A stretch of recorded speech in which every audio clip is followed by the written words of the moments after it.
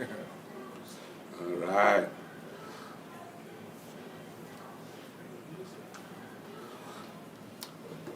Are we on? I want to thank everybody for coming to the chat with JC Lopez. What time is it? I think it's, what? One more time, one more beat.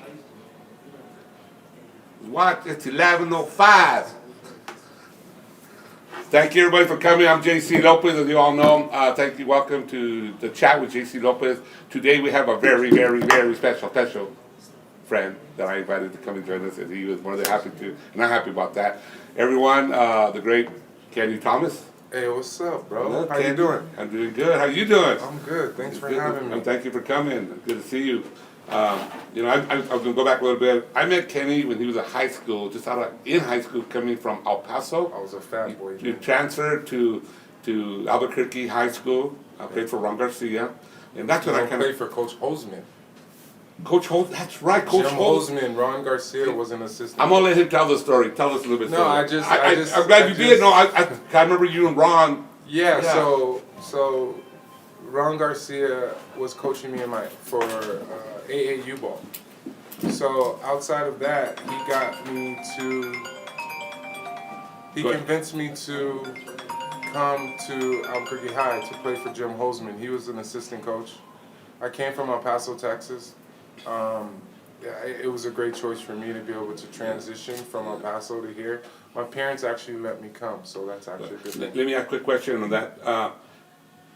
Coach Garcia talked you into coming to cricket. How did he talk you into that? What made you say, "Hey, I'm going"? I don't even necessarily think it was him as a whole. You know what I mean? I think it was the basketball culture in the state of New Mexico. That's what I was really excited about. And then I heard all these stories about 18,000 people in the pit for a high school game. And it actually came true because I won state that year and we had 18,000 people in the pit for a state championship in '95. Albuquerque High Bulldogs. And who did you guys beat that year? Who was it? Is it from the south? Well, I want to think it was Mayfield. Did it be from Cruces? David Mosley was on there. And I'm not sure, don't hold me to the team. Right. But David Mosley, we played on the same AAU program with like AJ Bramlett.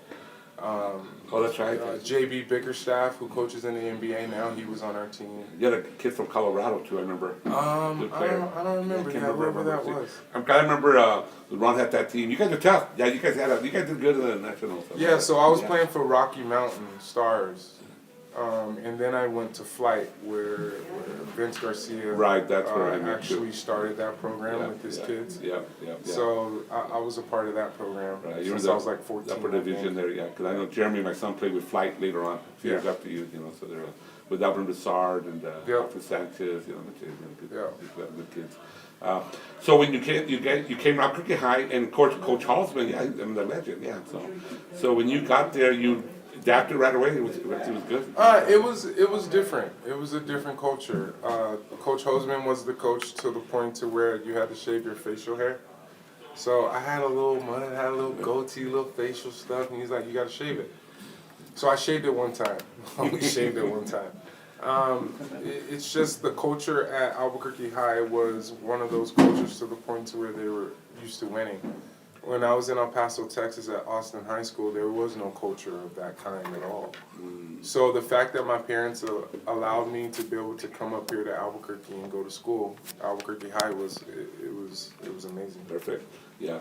And being there transition, because you said you were a military brat, so you traveled anyway, so that was not a big step for you to come here. So don't take this personal. Staying in Mexico, I know you guys claim me. I'm from here, which is totally fine.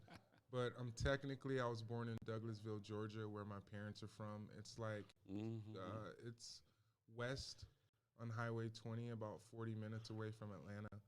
My dad joined the Army within a couple years of me being born. We went to Fort Stewart, Georgia, till I was about 5 or 6. And then I went to Nuremberg, Germany, since I was like maybe 6 to like 11 or so. And then after Germany, my dad was stationed in El Paso, Texas.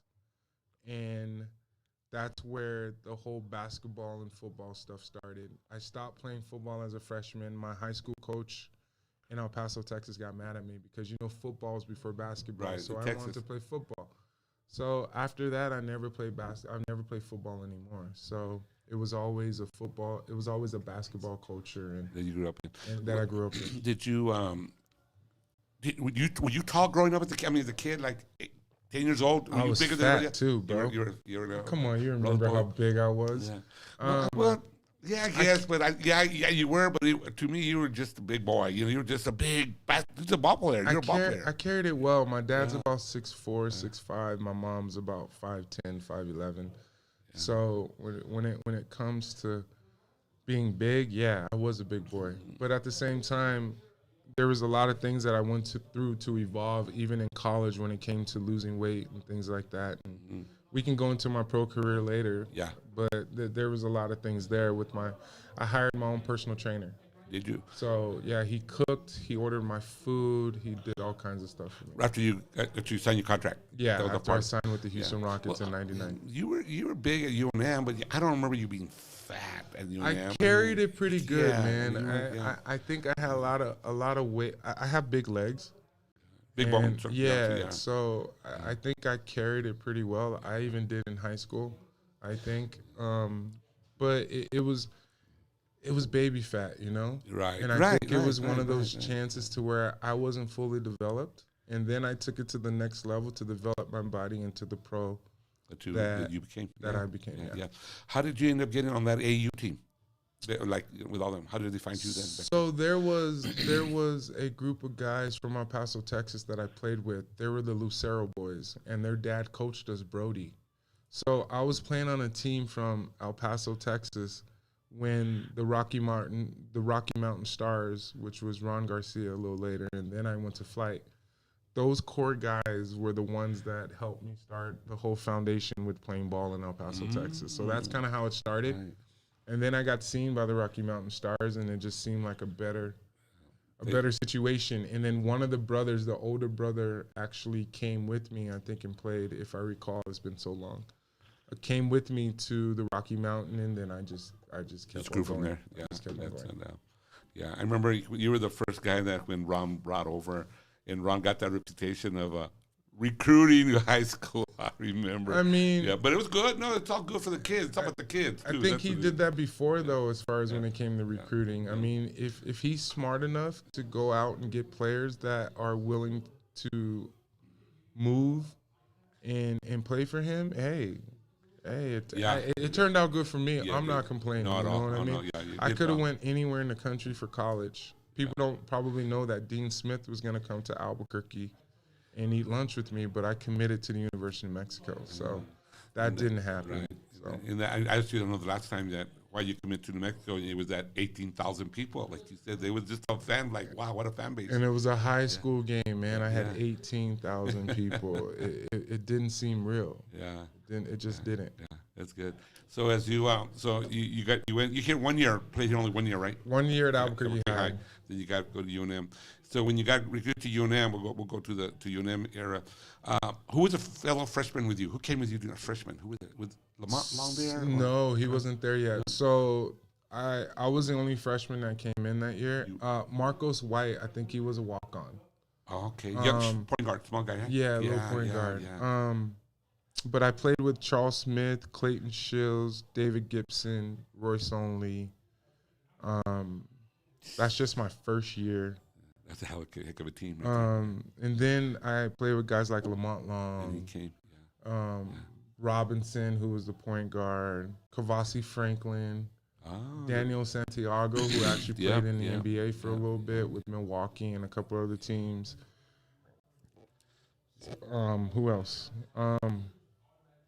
I think that's it. Yeah, the core of the people during my 4-year stint. Because you had Charles, Clayton Shields, you and Charles Smith played for one time. You guys were pretty. Yeah, we played 2 years together. Yeah, that was freshman tough. and that was sophomore a good year. I see. I'm friends with Clayton on Facebook, and he just he became a chief, a police chief. I just saw he got hired as a police chief. Yeah, and also Clayton started his other company. So it's a security guard company that he started in Dallas, Texas too. So I think I don't like the fact of him being the police officer anymore, especially with what's going on in our world today.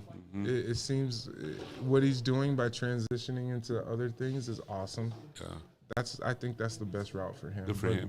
But You still stay in touch with him? oh yeah, good. Oh yeah. Every Tuesday he's on my calendar. I try to reach out to him at least once a week. Nice. And how about Charles Smith? What happened to him? Charles Smith, he's in Dallas, Texas. He's doing his own thing. He has a lot of different things going on from what I've heard from Clayton, and he's good. Yeah, that's good. Yeah, that was good. And that was under Dave Bliss, huh? Dave Bliss, and he left when I left, and he went to Baylor. Yeah. And that's another story. Oh, that we won't get into. Yeah, please not. No. So you graduated from UNM. Were you? I'm just going to ask you. Were you an All-American at UNM? Oh yeah. You were. Yeah. I'm just trying. No. We're good. I know you're just asking questions. Yeah. I was an All-American. I was a Playboy All-American. I was a Coca-Cola All-American. Dick Vitale, I think I was up there on some teams. And on the basketball world, and I'll just put you on the spot, who's the biggest influence in your basketball career, life choices? I would say I got to start with God, you know what I mean? Because I was raised in the church, and I still have my faith is still strong and all. But, I mean, there was a lot of guys to where they were different influence from the standpoint of guys I played with in the NBA. There's a lot of guys that would come and go. Some would leave, some would stay. That's just the nature of the beast. When I was playing, the average to stay in the NBA was like 3 to 4 years. Now I think it's like 1 to 2 years. So it's totally changed. I looked up to a lot of guys. Like, I don't know if you remember, I was called Shaq of the Whack. Yeah.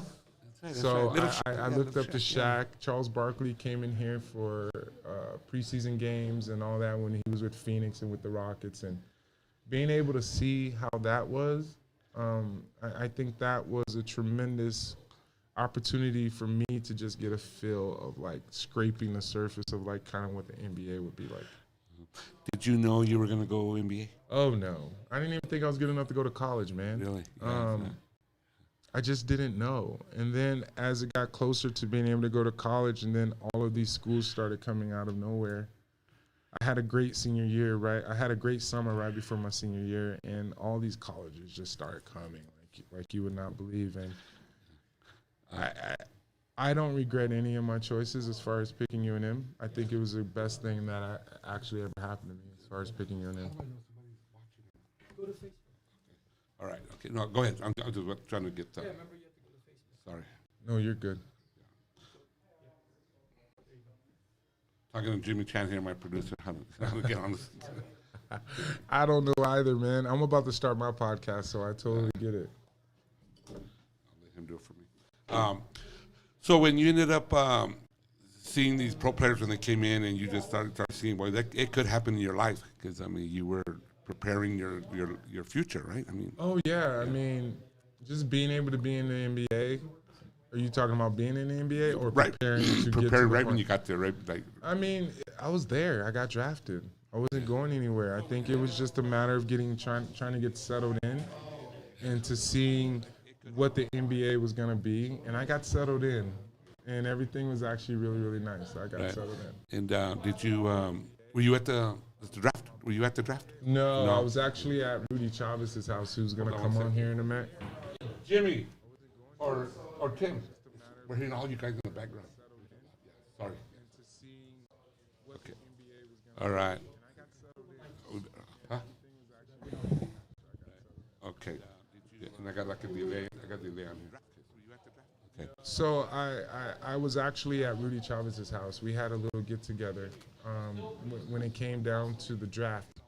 I did not go. I was picked 22nd by the Houston Rockets, and I got the call from Rudy Tomjanovich that same night, and here we are. Yeah.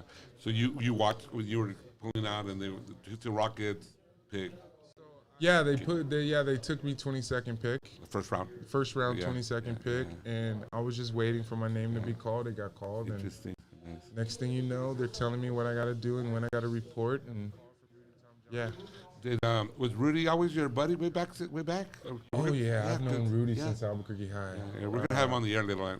I've known him forever. Him and Tom Clear have been some of the guys that have been around and supported me throughout the years, and just been good friends. Good.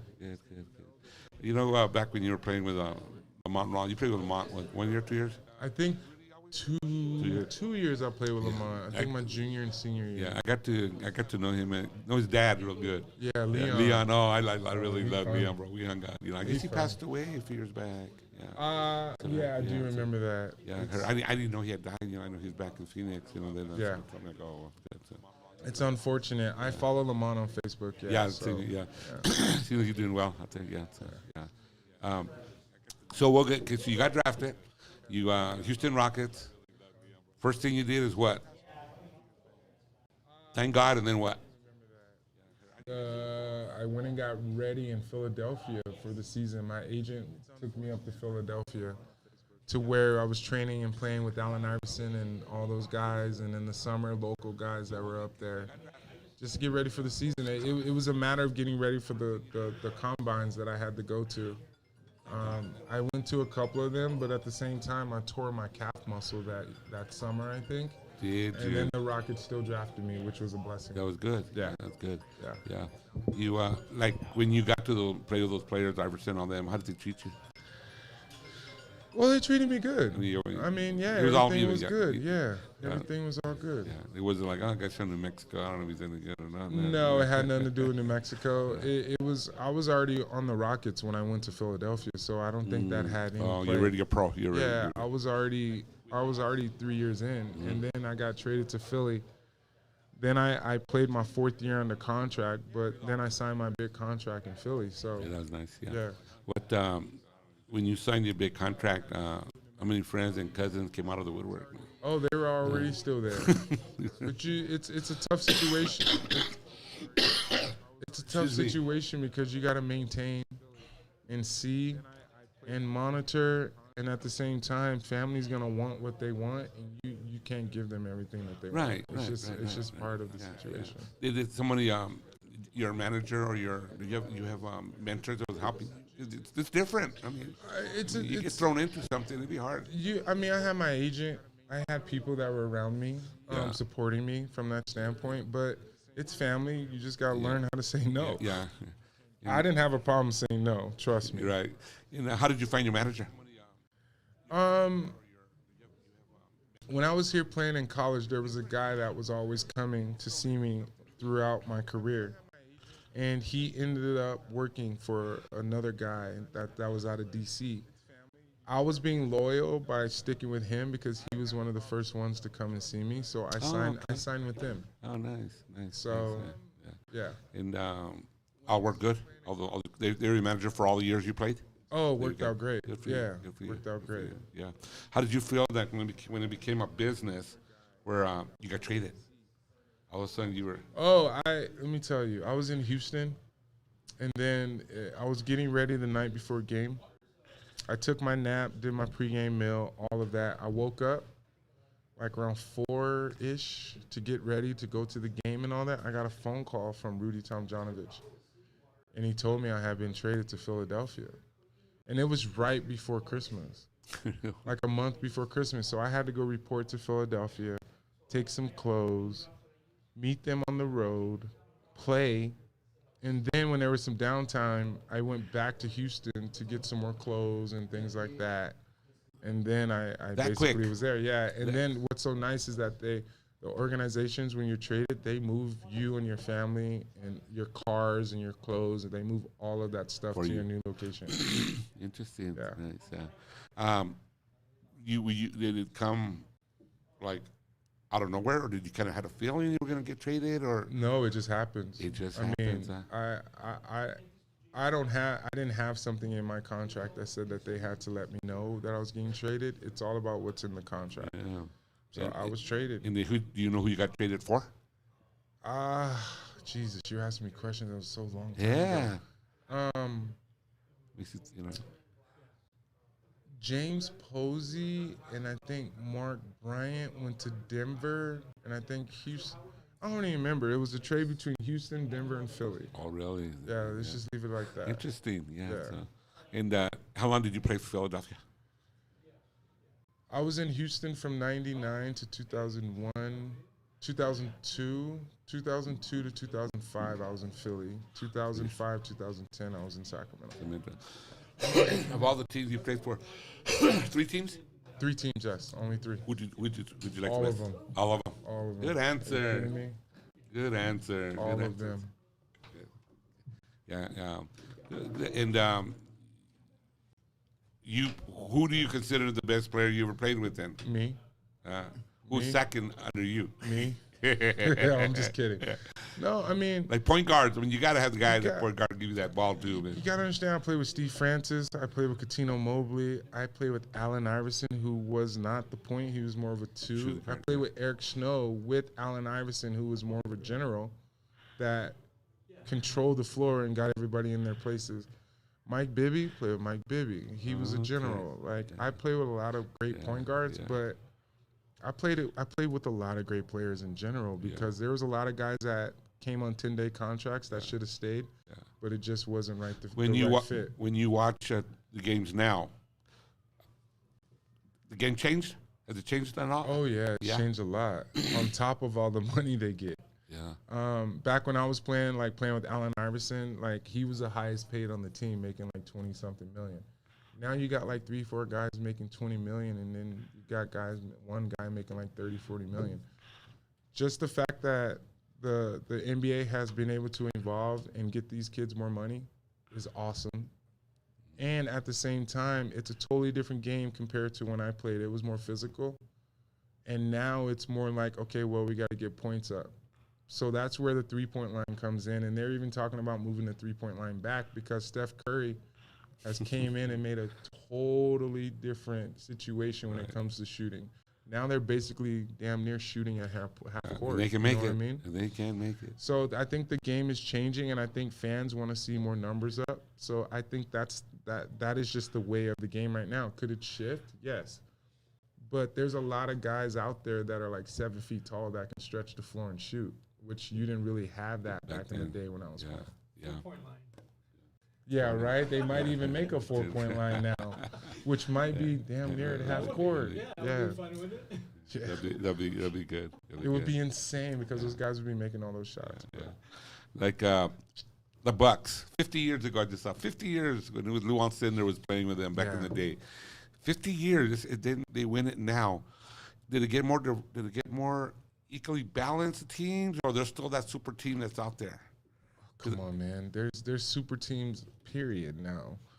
I mean, LeBron came in and set a trend, right? There's 3 guys on a team that are like all-stars, right? So now the trend is still going that way. Guys are determining and saying, hey, I want to go to this team. And the owners and the NBA can't do anything. It's just the way it is. I'm happy to see that these players are actually communicating. Okay. They're communicating and putting together a plan to make it competitive opposed to how it was.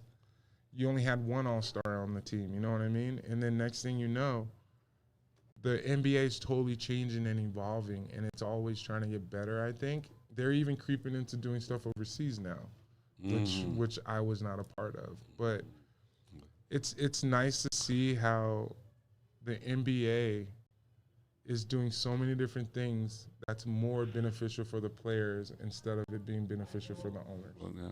And that's good. You know, that's good changes. Because if it wasn't for the players, where would the owners be? Where would the NBA be? Yeah, because you have a lot of changes even with college kids that we're going to be talking about. How now they can sell their image, or they can sell their, like you when you played for the Lobos back in the day. Me owning Minuteman Design Center, refinishing, I couldn't hire you to say something for me. Man, I would have been rich as hell if I would have been getting paid in college. I mean, keep in mind, like, when I was in college, it was $420 a month, $420 a month on scholarship. That's what I was getting. And on top of me getting Pell Grant, that's all the money I had. And the Pell Grant was a couple grand a semester. We weren't able to work. We weren't able to do anything. No, we weren't. The only thing we could do was work in the summer. which was a good gig. But then It's when on the the summer, summer's yeah. over, those 3 months, and then you got to go back to school. Yeah. And now these kids get room and board, and they're getting paid money every month, which is great. But it's still not enough based off of what all the money that these kids at the University of New Mexico is making for the school. Right. So now I think it's a matter of time for these. It's time for these local businesses to step up and support the UNM kids that are actually here, giving their all. I think for the state of New Mexico, They're the ambassadors. they should And be they're not getting, ambassadors, and they're not get getting paid. nothing. Well, I like the fact that they, I was for what they did, they changed that. So that's what I think I want to talk about. I'm going to introduce Rudy Chavez is with us, right, also. Rudy, thank you for being here. Sure. Rudy Chavez, Kenny Thomas, we got a couple All-Americans here. Anyway, I want to talk a little bit about the business model that they created for the student athlete, okay? Being that you had played and you know what you went through, what kids went through. Oh, we got him here? Okay. Is that you want to start a little company to help these kids? Let's talk a little bit about what your plans are, Rudy, Kenny. Go ahead, bud. Yeah. So this actually goes back to probably 1995 when Dennis Franchione was here. I got involved in doing NFL player contracts. So I got my certification as a NFL PA, and you have to go through a certification process in order for the NFL PA to allow you to negotiate contracts. So Okay. I did that for 7 years, and I had some success. I'm gonna take this. I'm gonna Okay. sit you without. Yeah, Okay, go. I had some success doing that. Got some guys some player contracts and learned that side of the business. So I'm familiar with the contract end of it. So along comes Kenny, and along comes this new legislation. And with the new legislation, your name, image, and likeness can be sold. So think about when I was in college, I could take any job I wanted. I could work any hours I wanted. I could do anything I wanted. Because you were a student athlete, you actually were discriminated against. So now they've leveled the playing field. So Kenny and I are going to go out and see what we can do for UNM athletes. I mean, you know how much I Totally respect UNM and all the work I've done on the Lobo Club and things like that. So if there are businessmen out there that see the value in this, and I think there are. And that's what I want to bring this up. I want to reach out to all the business owners out there that know who we are, know who Rudy is, Ken, myself. Reach out to me. I go, let's see if we can help these kids, to help promote your business. Let me give you, for instance, there's a car dealer in Miami that's an alumni of the University of Miami, and he's going to pay each Miami football player $850 a month, and every kid on the team, 85 scholarship players, gets that money every month to be ambassadors for his car dealership. Yeah, because Miami football's big. It's huge. Yeah. This is going to be repeated in Tuscaloosa, Alabama. Without revealing any of your trade secrets, the way we're going to do it in Albuquerque, I don't see anybody in Albuquerque doing that. I mean, but because but I can see them, hiring these kids, and we want to represent them. You want to be able to represent the kids and right with their, or maybe $200 a month. Yeah. It doesn't have to be, it's a personal service contract that any player can do. Now, one of the things that I'm sensitive to and everybody's sensitive to is team sports. So, you want to try to see if you can do this for every player on the team. Mm-hmm. But if there's some guy that rises above, right, there's other opportunities. The person that knows a lot about this is the guy sitting next to me to the right, because he's not only doing that, he did that, and he endorses products, and that's what the NBA is all about. Mm-hmm. So we think we can take that kind of model and see if we can do that here in Albuquerque and the whole state of New Mexico. Right. And it's exciting because the Lobos are the only game in town. There's no profession. I mean, you got the Isotopes, but they don't play football. You have the United, but they don't play football. So Lobo football kind of stands alone as the only quote unquote football team that we have in Albuquerque. Yeah. And you're getting 30,000 people out there. Don't kick me, guys, but the Lobos are like my Dallas Cowboys. You're right. Okay, so. That's exactly what they I are. mean, really, because being a Cowboy fan, being a Lobo fan, that to me it's all one and one. Sorry, Steelers fans out there. Yeah, and I just think it's logical, and we'll see what happens. So we're out there looking for people and looking for businesses that want to enhance their image. Being that, are you got to get a license to the Secretary of State? No. Or do you just start your little business model and just start? So I'm already a licensed attorney. So I already maintain a trust account. Okay. And so anybody that we sign, we're just going to run it through the law office, and we're going to take care of them that way, because a lot of this is contract law. Okay.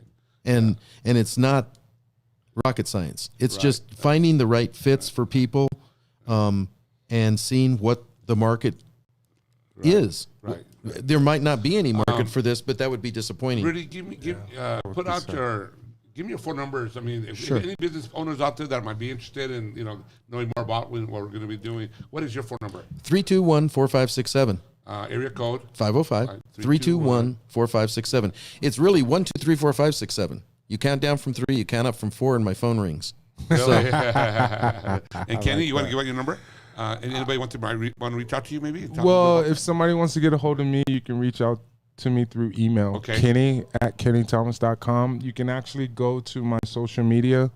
My handle is Kenny Thomas NBA, and you can on Instagram. You can also email me Okay. there, so that's Okay. totally fine. So you got that? Yeah. You got that? Tell them again. You can go to Kenny@KennyThomas.com, and you can also go on social media, Twitter, Facebook. My handle is Kenny Thomas NBA, and at the same time, if you go to Instagram, you can also email me there, which would be at Kenny@KennyThomas.com. Nice. So we're gonna go out, and we're gonna talk to some Lobo athletes, and we're gonna see if we can sign them up and go out and find them money. Right. You know, Right, there's It's a win-win. it It really is. It's a win-win situation. I'm sure the school will appreciate it. The coaches, these guys won't have to do anything. They should be doing. Let me put it this way, okay?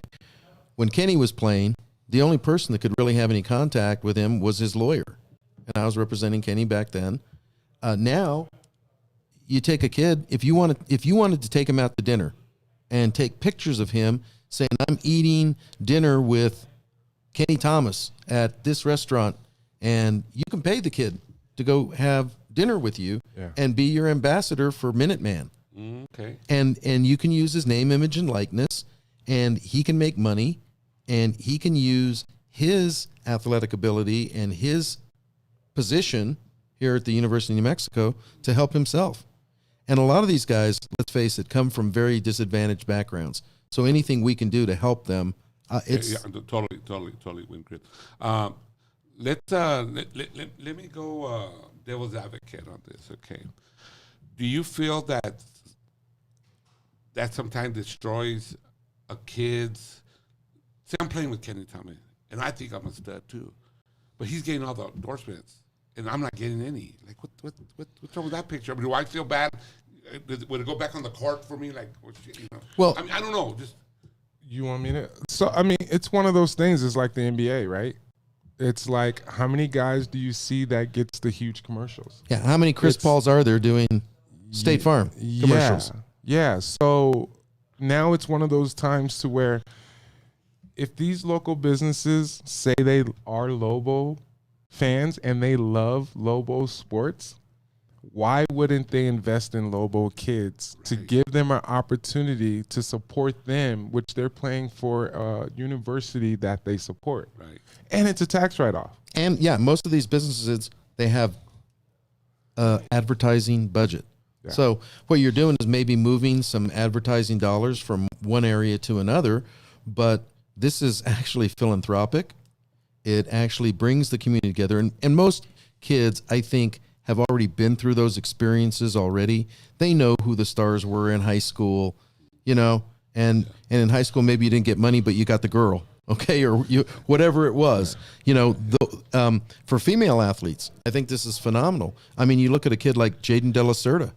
I certainly think her and Antonio Anderson, what they did last year, and the leaders that they are, and you have Latasia and her sister, the Duff twins. Right. I mean, there's all kinds of things that could happen. Opportunities. They're opportunities. And so what this legislation has done is given them opportunities. Now, there's a couple of things they can't do. For example, we're here at the Chicago Water Store, the Hydrobar. Okay, say Tim decides, hey, you know what? I want to hire one of the kids to come to my store, and I could advertise them. Hey, come and meet. We don't even know that. Whichever kid, yeah. Yeah, you know, I already got a slogan: drink the water the Lobos drink. The Lobos. Drink the water the Lobos Yeah, drink. but with that, you know? kind of, Yeah. So that way, and then at that point, he ends up paying you. Then you end up paying the kid because going through Correct. because you're your trust. Yeah, Okay. it goes through our And our it's agency. a for-profit business. That we're talking Absolutely. about, for-profit And so business. we're going to help them. You know, the person that gives them this money, pays them this money for these name, image, and likeness, they have to issue a 1099. You know, this is all. Right. So actually what it's really doing is it's teaching young people about enterprise that sometimes they don't, they've never learned that. You know, JC, you and I were talking about it when we were kids. I learned about enterprise because I went down with a starched shirt and a tie, and I stood in line with a bunch of kids to see who George Buffett would hire that night to sell peanuts and popcorn in the stands. That's how you did it. And you had to be dressed and you had to be there on time, and they'd pick Now, only a certain number of kids. We pay a young gentleman, say $500. You know, Yeah. and then, now he gets his percentage cut, whatever. Now who's going to help him with his taxes? We will. Well, that's what I'm saying. Absolutely. Because you're managing his. You don't want to get them in trouble where, hey man, you made like 20 grand this year, you didn't pay no taxes. Somebody needs to make sure that. Well, because they are going to get a document. I mean, how the IRS works is if you pay somebody more than $500 in a year, you have to issue them a 1099. Right. If you don't, you're in trouble. Right. So employers know this. We have a CPA on board. You know him. I know him. His name's John Perner with Right off. Kubiak. Another big Lobo. Yeah. Good. And these are all Take care of people it. Good. that are committed, you know, to this community that I think that once they understand how this works, I think it's going to take off. Yeah. New Mexico, you gotta be open-minded. This is totally different. So, if you see the football player at Alabama, right, that just got a huge endorsement. Basically, he's a millionaire before taxes, Right. And he hasn't played one game. and he hasn't played one game. Yeah. So, only thing I'm saying, the state of New Mexico, you got to support these kids. If we don't support these kids, what do we have around when it comes to sports? We don't have anything That else. could be a nice recruiting tool, or is that not legal? It's To do- just like the a nice recruiting truth. tool where you go, hey, we got business here that could use your image. You know what I mean? Like you have the United. Nothing against United. I love Peter. Thank you, Peter, for all you do for me as far as coming to the games. But that's on the pro side. Yeah. You know what I mean? That's pro. You got the Isotokes. That's pro.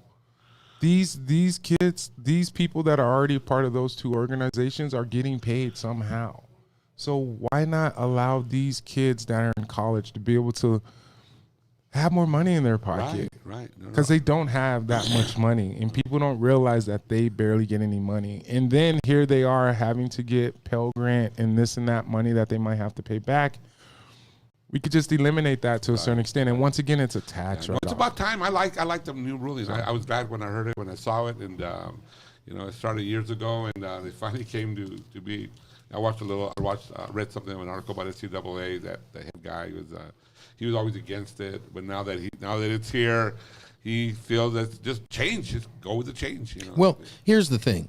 First of all, if you think about it, why it was ever there, our society has evolved from the old medieval. That's what this is based on, apprenticeships.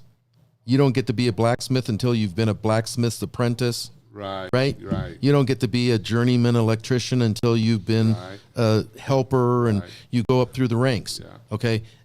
Now we realize with the internet and I look at kids these days, they're so much more sophisticated than we were when we were their age. They know so much more. Mm-hmm. They're so much more aware of the world and how the world works than we did. I knew Queen of Heaven parochial school. That was it, you know? And now you can get on a computer and you can be friends with somebody in China or Russia or France. Yeah. So all this stuff has opened up new avenues of thought and how things can work. And I think the younger you teach a kid about enterprise, and that's what I was talking about. I mean, when I went and sold peanuts, I got 35 cents for each load of peanuts, but I sold 10 loads that night, and I came home with $3.50, and I was 12 years old. And I was like, holy cow. So if I work, I make money?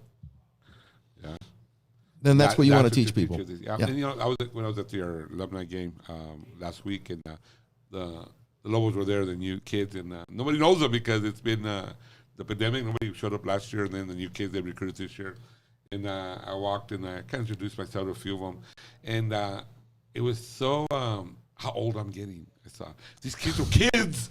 They're little kids, but yet they're big. And I'm like, oh my God. That's when they hit me. I go, my God. I go, they're like little kiddos, poor, and they're here, but I hear they're a good team. What I'm hearing, but it's amazing that the change, in the life of. We're going to get an opportunity to see him practice next week. Yeah, so really good. For 6 man, you got the invite. Yeah, I'm sure I did. I didn't get the invite, but I bet you I'm there. Yeah, but you're coaching. Yeah, right. Yeah. Before you know it, they'll have him out there doing a drill. Yeah, nice. No, the whole thing is so exciting, and that's why we were looking for an opportunity for the whole football team. Maybe there's a car dealer out there, Maybe there's somebody that. Well, maybe they need cars first. They got no cars, man. It's like they're still going to sell them. Yeah. The problem there is the microchips. So I heard what Ford's going to do is they're actually going to deliver the car, and you're going to buy it, and then when the chips come in, you can't take it.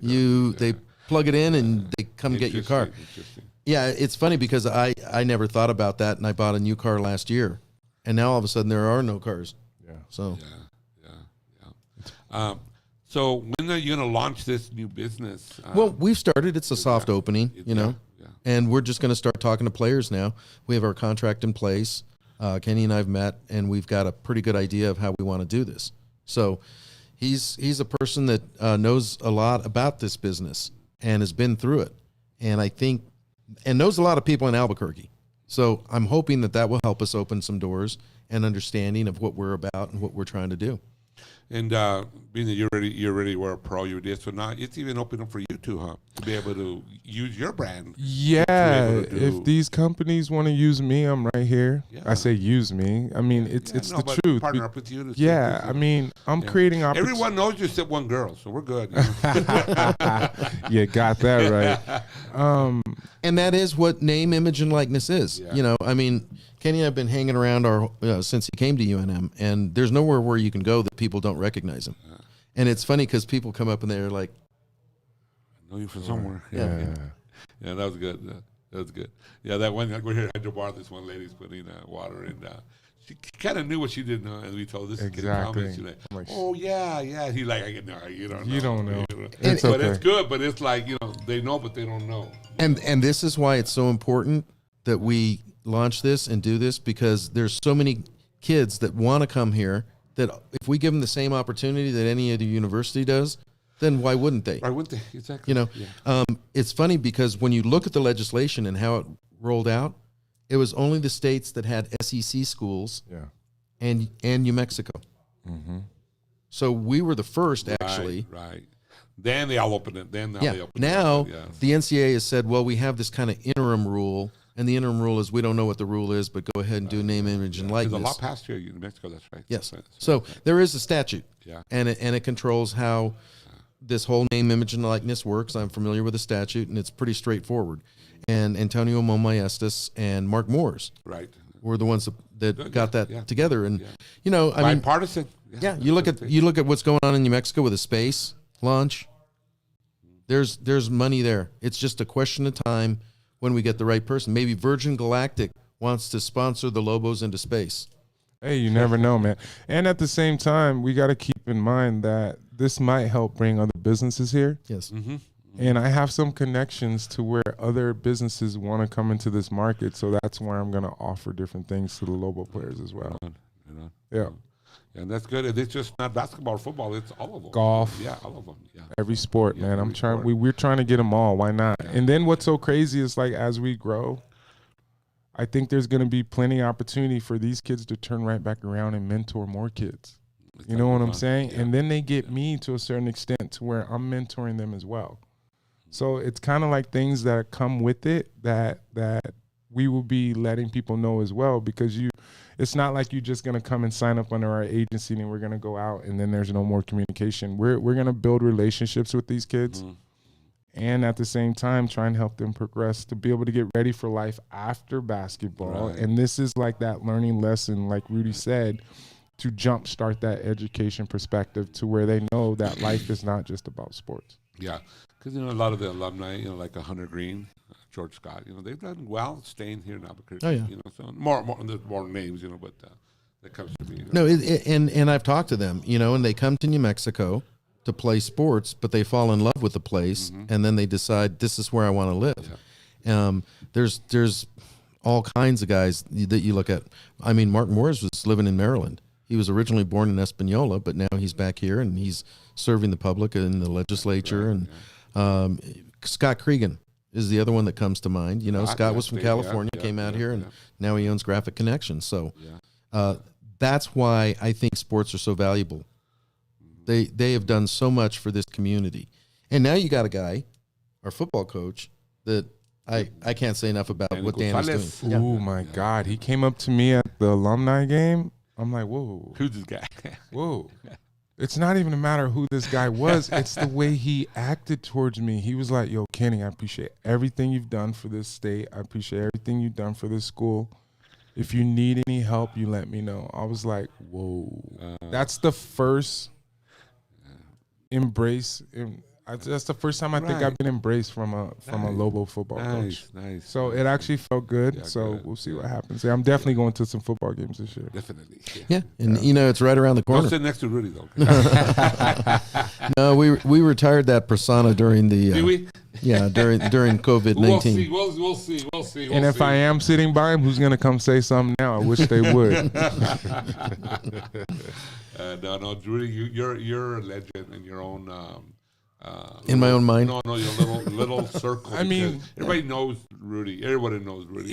And when you yell at somebody, at the referee, for example, you're right on it. It's not like you're yelling just to yell. I mean, you're like on it, and you're doing what everybody wants to do. It's funny because I think it's Malloy, Nick's brother, and he comes up to me and he goes, you say exactly what I'm thinking, but I just can't say it loud enough for them to hear it. So talk about somebody, he's just passionate.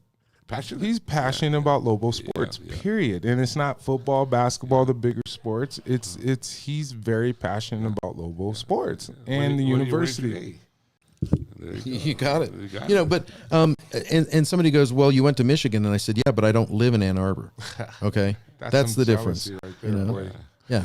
And I go back there once a year, so I wear my maize and blue back there. But when I'm here, this is all over. But his loyalty is to UNM. Oh, totally, 100%. Like Michigan's there, he has to respect where he went to school.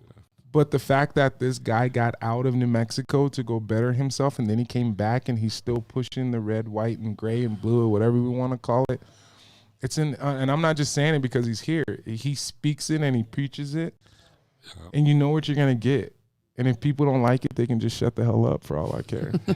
I'm sorry. It's just the truth. Like, and they do. They don't. It's just no. You got a good little following out there. So yeah. Well, we've done. I mean, we had the Rock Block. We started out actually as the Fanatics when Coach Fran was here, and then when Rocky was here, we were the Rock Block, and then we were Loxley's Locos and Davies Diehards. We still haven't come up with our name for Danny. Yeah, we're still entertaining names, but we've had a banner out there at the tailgates for years. And you were part of the Red Menace?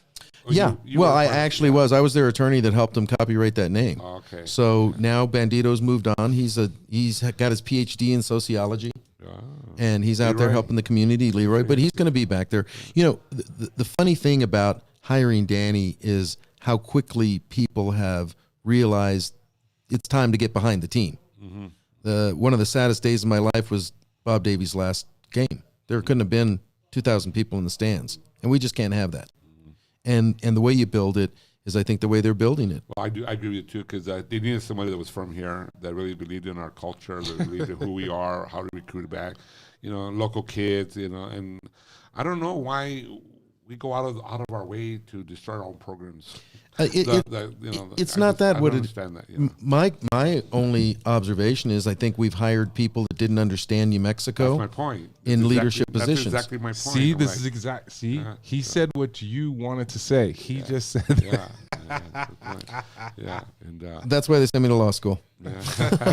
So I really think what we have now is a convergence of leadership. You have a good, strong president that understands the value of athletics, that went through the meltdown at Missouri. She was there during that whole meltdown and understands the athletes and how they need to be treated. You got a AD that I think has done just a remarkable job raising this thing up. Last year was the toughest decision Eddie had to make, because if he had to go against the governor, he had to make sure that it was going to work, and he didn't want to go against the governor. But when you get a letter from the Mountain West saying you play football or else, now you're scrambling to try to figure out how to do that. And I wish it would have been different. I wish we would have used UNM as the model for how to be COVID-free and stayed right here and spent that money right here in New Mexico, but that's not the way it worked. Right. So they prevailed. They overcame that. And I think it was such a motivation to the rest of the athletes that you look at what happened this past spring. 6 championships. Golf. Yeah. I follow golf. Both Men and golf women. teams. Yep. Tennis, men's. Track or the cross country. Yeah. Cross country again. But I'm talking about the Baseball. spring. No, baseball didn't. Baseball did not do well this year. Yeah. There were 6 spring sports Right. that won Mountain West championships, Right. and one of them was Let's, women's basketball, because that's played in the yeah. spring. Let's talk another subject Sure. now. Let's talk about the game that someone coached Oh, God. last Saturday. No comment. I want to know. No. The fans want to know. We want to know Oh, Jesus. why. What? Ken, you were there. You doing what you could do.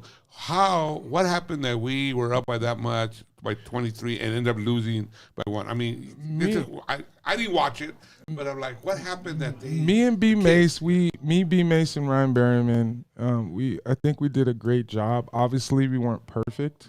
I put in that Princeton offense to where it's the high post and then on the wings and then the point guards on top, to where you have so many different options. I ran it in Sacramento when I played for the Kings, because we had the head coach that was an assistant coach from Princeton on the Kings staff. So I didn't have that much time to where they were able to run through it and get familiar with it. We were up by 23, man. That's what I heard. And it kind of sucks, because the last 4 minutes the rules kind of change. You know what I mean? Because before, if we were up 23, we could have ran out the clock. We would have been fine, and then we probably would have went on. So tell to me the that next rule. round. Like what happened? Like you're up. Oh my and then- God! yeah, So I might not say it right. I think So the you first could say it better. the first dead ball with less than 4 minutes in the game, the rules change. So they set the winning the team that's ahead, they add 8 points to that score, and that's the target score. So whoever gets to, and the Stars knew this because they had played before, so they closed the gap. They cut the 23-point lead. Yeah. So, before the 4 minutes. but it's no time runs off the clock. There's no clock. So it's just the first person to that target score. So the target score was 84. Okay, because I'm gonna say you're up, like at the alumni game. Okay, you're up 21, 22 points, and all of a sudden they're ahead by 2. Well, that was just done for that game. Oh, okay. I'm like, They just made it 80 for the fans. Yeah. I'm like, Yeah. so I'm thinking, did that happen over there? In this so we're game- up 23. No, No, by this the is the time difference. by the time we got under 4 minutes, Yeah. the by- enchantment was not up by Over 23. the up by. I think it I think was. it was only like freaking 14 or something like So that. 14 12 or at the something 4-minute like mark. that. But then there's no time, and so Yeah. what also You happens? play to the score. You're playing now for the score. and the referees didn't call fouls. No, they did not. It was a freaking football fight out there. And it was kind of like that, but at the end it got worse. And then you know how momentum changes. The team that's down is on this run, Right. and I called a timeout because they put the press on. I called a timeout. We were good, and then somebody else called our last timeout, which I didn't have that other timeout. So you can't stop the clock. Oh, So I it didn't kind know of that. screwed us to where we can get us back acclimated and kind of like in the structure of what we were doing. And during that process, they were going on a run. We didn't have any timeouts. We got selfish and started going one-on-one instead of playing team ball. And despite that, Yeah. they had, I think, 4 shots to win the game. Yeah, we had 7 attempts to score 1 basket. One and basket. We only needed 1 point. Oh, you're kidding. We only needed one Yeah, I point. didn't- We just kept turning it over like pancakes. and- It happened. It yes, happened. and then in transition for them to score we just lost our people. And then it was a lob tip dunk. That's one of the worst ways to lose. It was a lob tip dunk. You know what I'm saying? And then the team they played next, which is the team that Cody Topper was coaching. They Destroyed, blew them out yeah. by like 20. They destroyed them. They Yeah. did. And actually, Eberline won their next game, so they're in the Elite Eight. So, but I think they lost to Florida TNT. Did they finally- They came back. Okay. Just like ours did. Florida TNT came back and beat Eberline, which was Copper's team. so. There's 8 teams left. Yeah. They're going to Dayton now, Okay. and they're not one of them. So what you learn from that tournament is actually we should have won. But the strategy changes so much at the end that the players have to How be much aware. more practice can you have with him now? Like, who's coming back next year, or if you I don't know. I think we got to figure that out. and you have time to figure it out. That way, you Yeah. can have practice more than 2 weeks. Or no. And Brandon did this. He's been doing it and planning, organizing it. And then with COVID, guys are not vaccinated, and you had to be vaccinated and to go. So there were a couple before of players that Yeah, would have helped. it's 12. 1 hour went by. Yeah, Just right? Okay, hour and a half, 3 hours. Yeah, right. I got another call in like Okay. 15, 20 minutes. Okay, 5 minutes. Okay. Yeah, we'll wrap this up. Okay. So I think what we learned is, number one, we showed so well that I think B Mace is talking about and the TBT is talking about a host I site. heard that we might be bring that in here. Because they looked at what we got just for an exhibition game, and like when they played the game, there in Wichita, there was 50 people. Oh maybe. God, there Oh, was you're nobody in kidding. there. Oh yeah. So here we'll get a couple of thousand people that want to see the Enchantment play, and hosting it gives you a lot better chance to win too. So here we go again with this whole, it's run just like the NCAA Well, I 64 talked to team George tournament. Scott. I was FaceTiming George Scott, and when I heard him, I told him, you know what? Same old Lobo curse. It's that Lobo curse. I never went through that, so I don't know what you guys are talking about. I've been here all my life, bro. We lose games that we shouldn't lose. I'm telling you, and I call that the Lobo curse. I don't know nothing And I about told that. Eddie that. Yeah, Like, but- we need a priest in front of the pit, in front of the with holy water, or we need I'll be a the rabbi, look, that's- or we need whoever. A minister. and That's everyone get look. I'm together. telling you, if you want the good vibes again, you just need to have me a part of the organization, yo. Let me put it this way, okay? Go back and look at the 4 years he was here. We never lost a game that we were up by 23 ever. It's not an But option.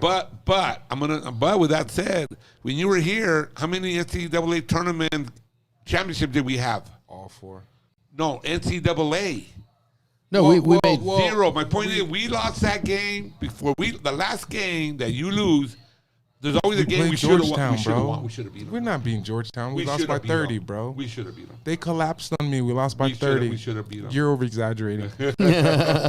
And at the same, go ahead. You're gonna No, tell me the other ones. I probably. know how Lobo fan thinks, okay? But to have a chance at Sweet 16 4 years in a row and to actually win And your not first make- round and game never 4 make years it? in a row, but it comes down to fate. Look at who we lost to. He calls it fate. I call it the the curse. truth. See, It's not a curse. There's no curse. There's no There's no curse. I We know. played. Okay, let's that's what I just go call back. it. We played Georgetown in their backyard with Jahidi White and Allen Iverson on that team. The next year, we won our first round game, and who was our reward? Play Syracuse. Yep.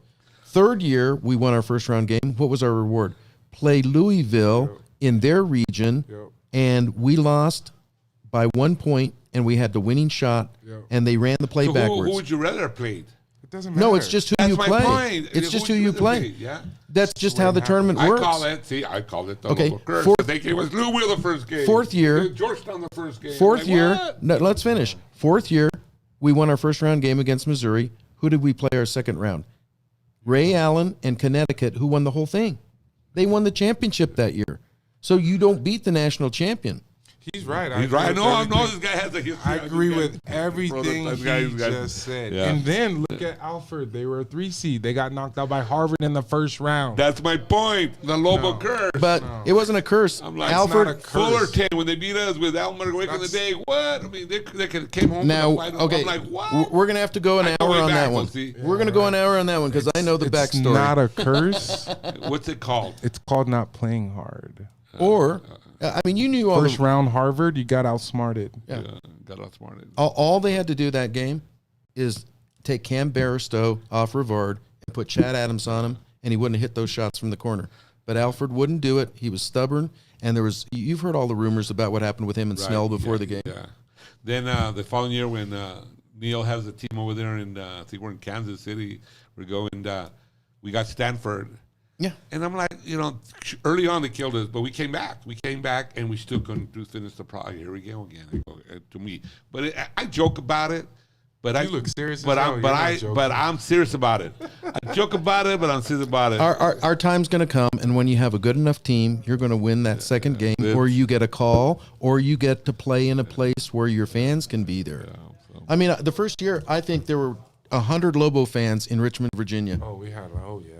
That was easy. And we beat beat Kansas State senseless that first game. Yeah, we did. I remember that. Oh, you guys have memories here. Yeah. Well, I guess we're gonna cut that. We're running out of Thanks, time. JC. We're running out of tape over here, so I guess I'm gonna have to close it up. I want to thank Mr. Kenny Thomas. Mister. When you start calling me Mister, bro. Mr. Kenny Thomas. Mr. Kenny Thomas, entrepreneur.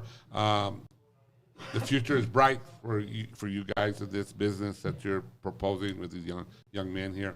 Rudy Chavez, I want to thank you for coming. Thank you. I've you in the past. We're going to do it again. We're going to do it again. Yeah, I'm down. You Let me know. Yeah, we'll make sure that we have more time. Thanks, next time. JC. So, Thanks to you.